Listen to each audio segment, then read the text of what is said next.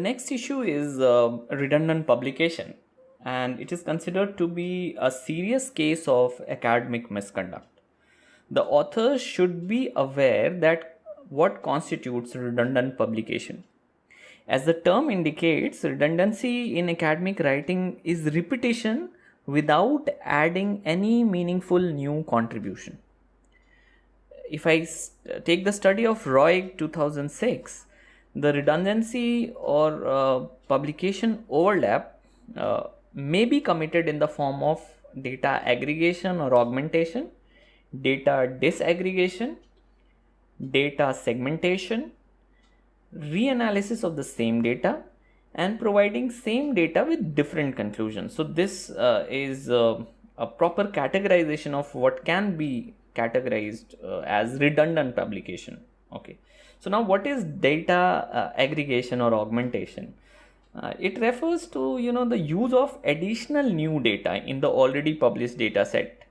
For instance, say if the sample size was 450 respondents earlier, what a researcher did was to add 50 new data to the original 450 and making it 500.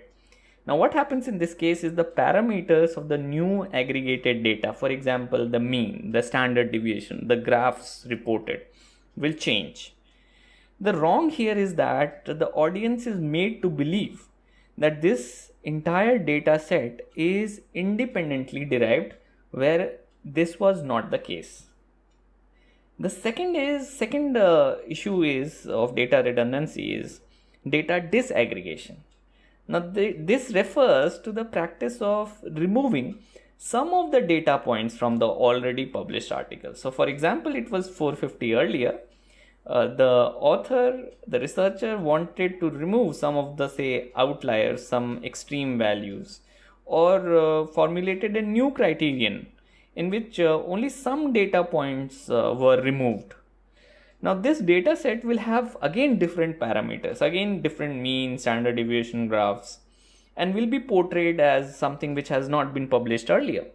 So the reader would not know whether this data has been previously used for publication or not. So again, this is the kind of data fraud which happens, which should not be done at all. And if it is done, then generally it should not be done. This is a clear-cut case of redundant publication.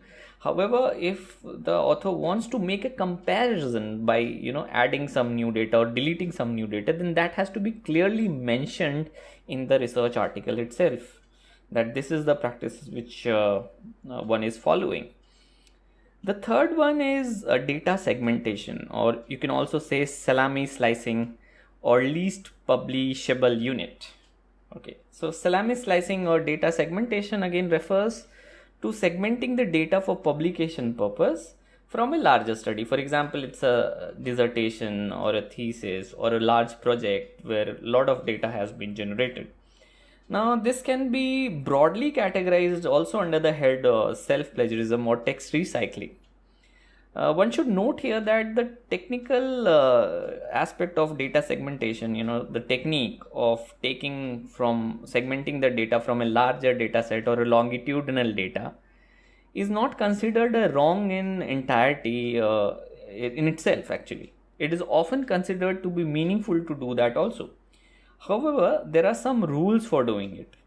The author should be transparent about the data or information overlap, and this should be made known to everyone.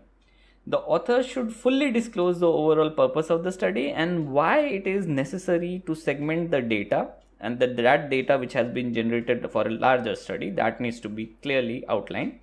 The reader should be made aware that the salami slice or the segmented data have not been independently derived, but are in fact the slices of a larger study. All right. Now this has to be clearly mentioned in the article. This has to be clearly mailed or communicated to the editor of the journal, and the editor of the journal will subsequently let this know to the reviewers, and if any kind of problem comes, then will be taken up subsequently. All right. The next is data reanalysis. Okay, now this data reanalysis again is the use of the same data to produce different results by using a different methodology or a new technique. Okay, so a new technique has come up, and the data has been then produced from that new technique. A new aspect has been brought about from the previously collected data. Nothing new has been generated, but a new method is being used now. So the precaution that the authors should take here is to be fully transparent about the same to the editor of the journal where the work is being submitted, that this data has already been published before. Some studies have already been taken from this data, but now I am using a different method to bring out things which have not been published earlier, and it is meaningful, it's new, and will add value to the publication. So that should be there. Also, in cases where it is ethical on the part of the author to disclose this fact to the readers, also through a declaration that the data has been previously analyzed. So a declaration or an after the acknowledgement, you can give a declaration that this data has already been used. It's not a new data at all, but has been used in a different way. So in that sense, the contract between the implicit contract between the reader and the audience and the writer, the author, is not broken here. So it will be all right in such cases.